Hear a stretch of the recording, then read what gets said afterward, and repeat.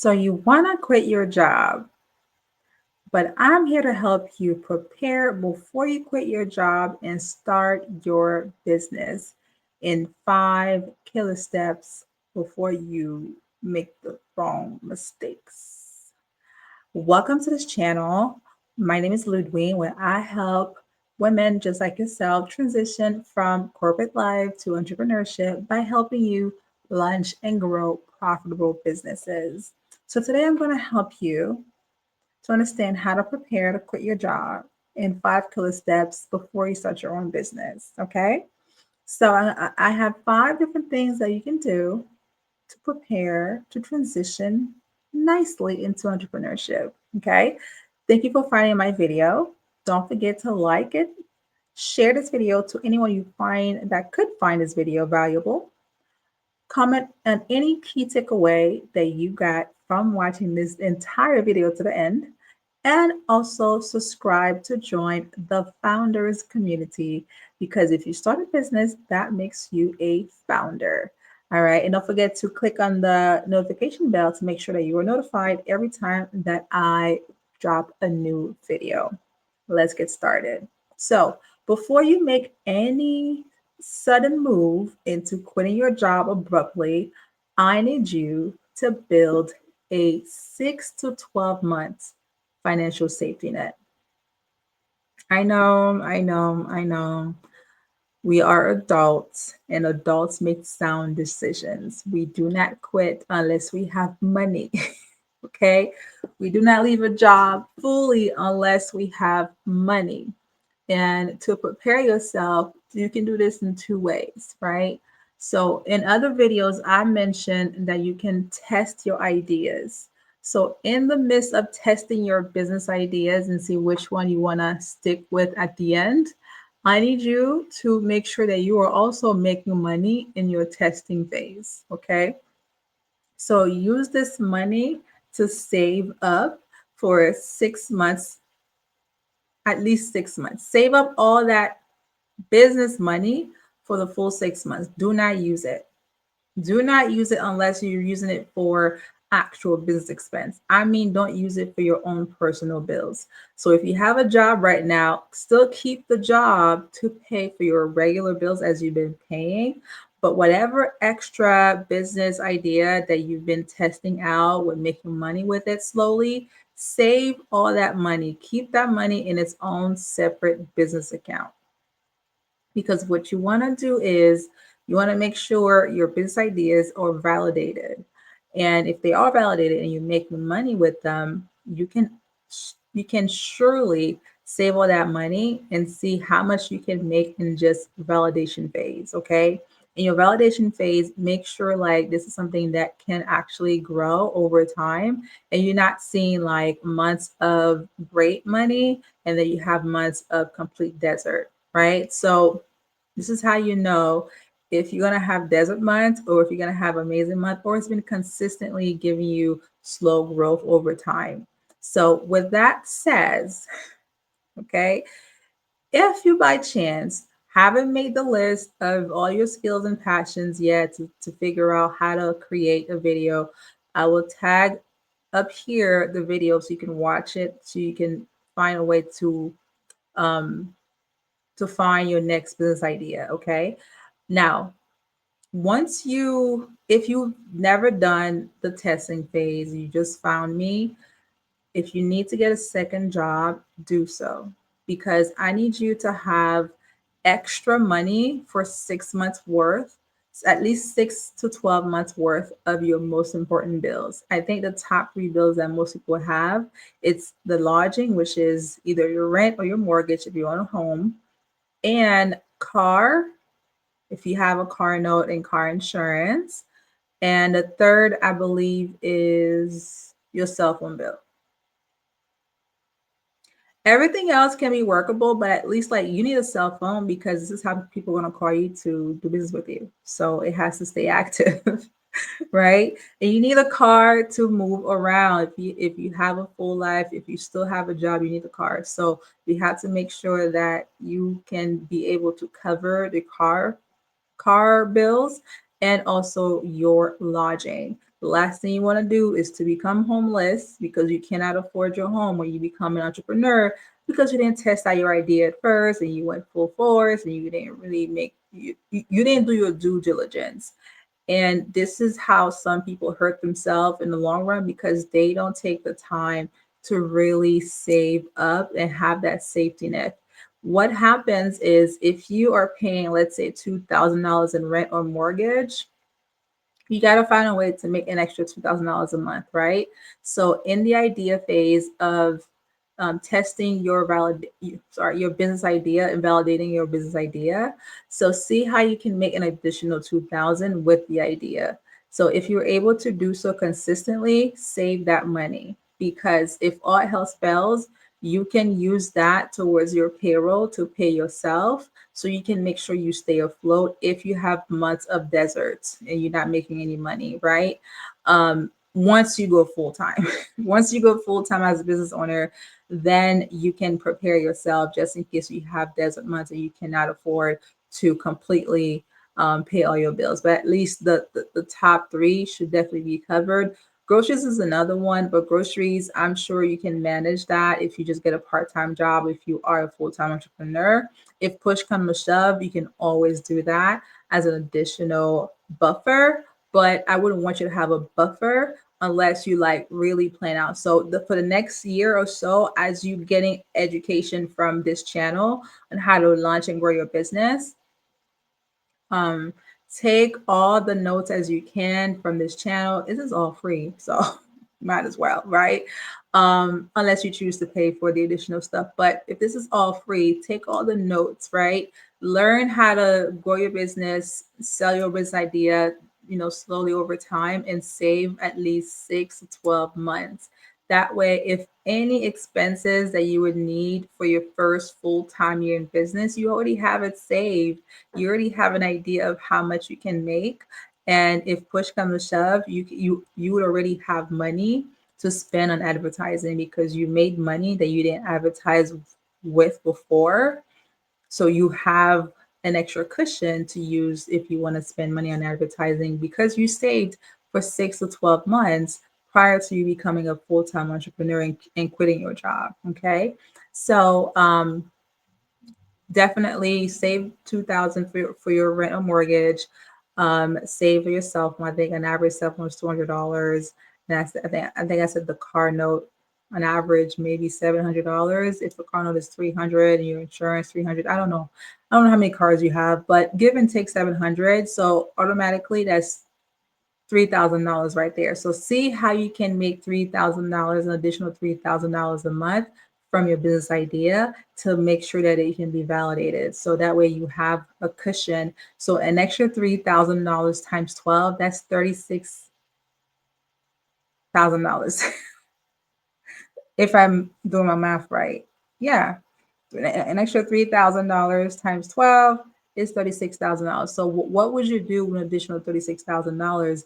That makes that would make sense why you would quit your job because you know this has made you an additional 36,000 $36,000. Now here's the thing that surprises people all the time. The average American makes about $40,000. So you have completely replaced your income by testing your idea part time. So definitely be proud of yourself if you can fully replace your income with just doing this part time. And would you imagine how much more you would make if you go full time? You can definitely double this if you can do $3,000 extra on a part-time basis. So think about the possibilities of you making double, triple if you give your full 40-hour work week energy towards your business. All right. So number two on how to quit your job is to track and minimize personal expenses. So when it comes to expenses, when I say track and minimize, I completely mean it when I say don't spend the money.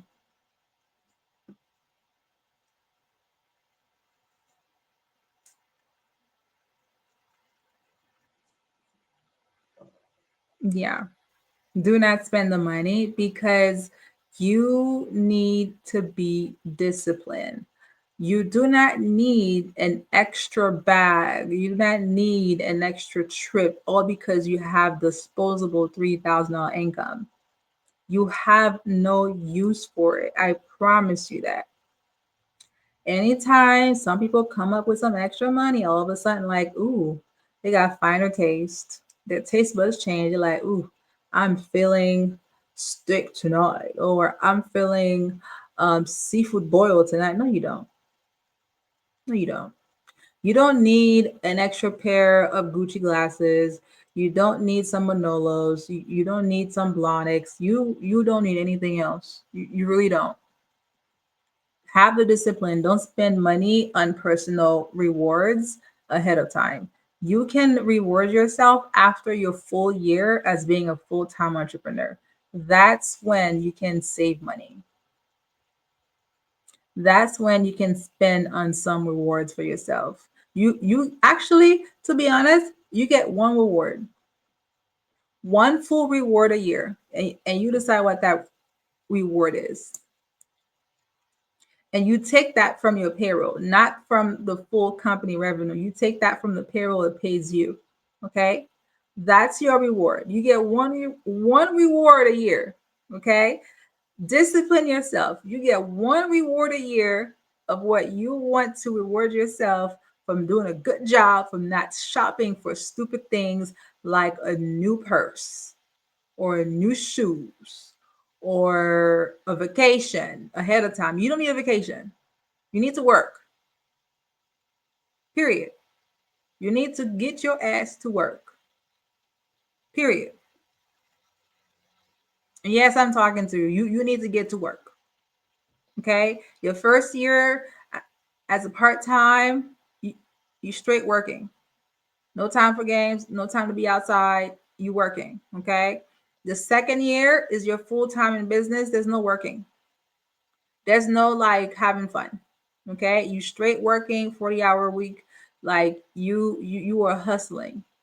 You're still working though, just not overtime working. Okay, you are working the same amount of hours that you were doing at your regular job.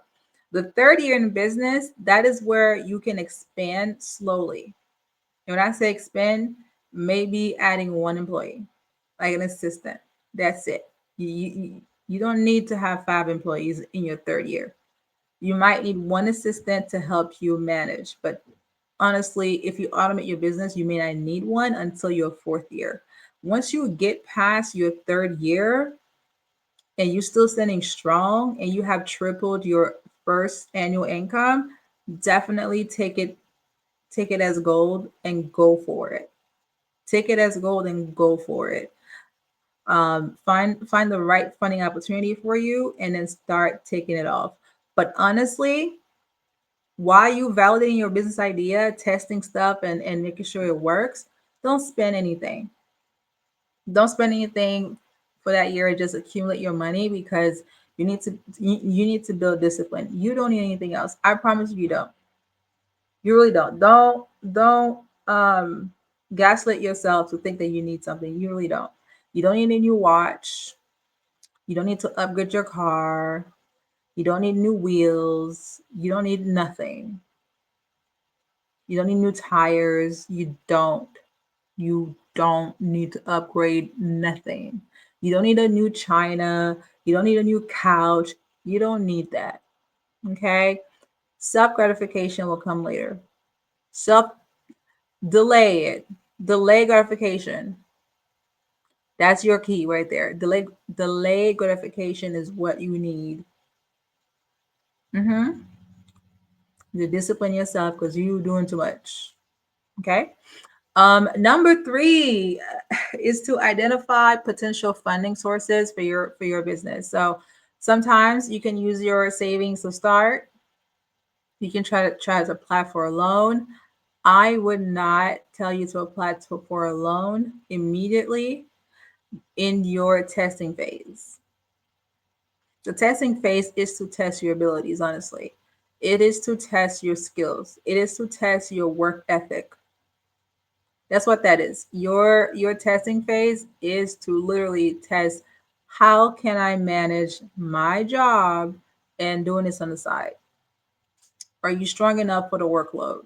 That's really what that is. So if you are doing your research and you're learning from this channel, I will tell you how to get funding. But truly,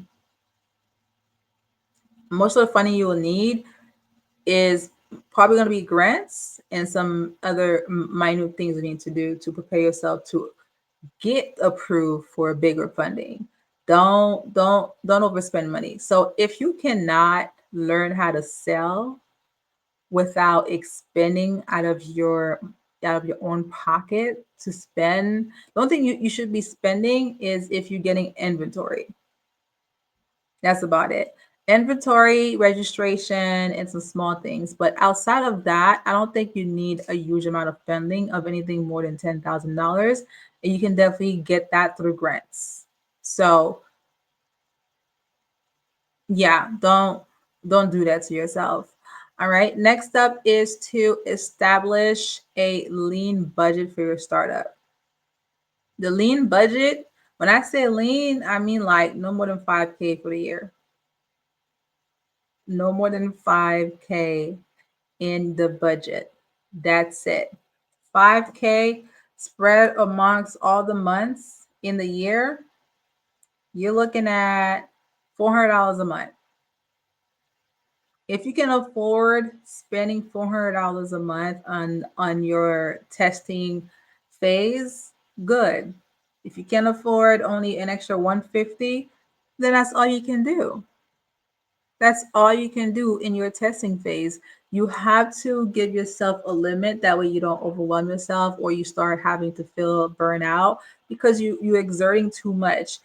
If you have bills right now and that is, you know, um comes that comes priority, find a different idea that you won't have to spend money on. Find a business like insurance to start without spending too much money. The most money you'll spend on starting an insurance broker, let's say a life insurance broker, is just taking the class and taking your state exam and your fingerprint. And that's $500 right there, give and take, right?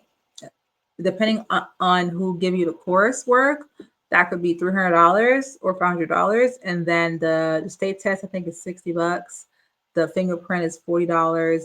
So it's not a lot, okay? It's very low entry. It's very low entry for insurance.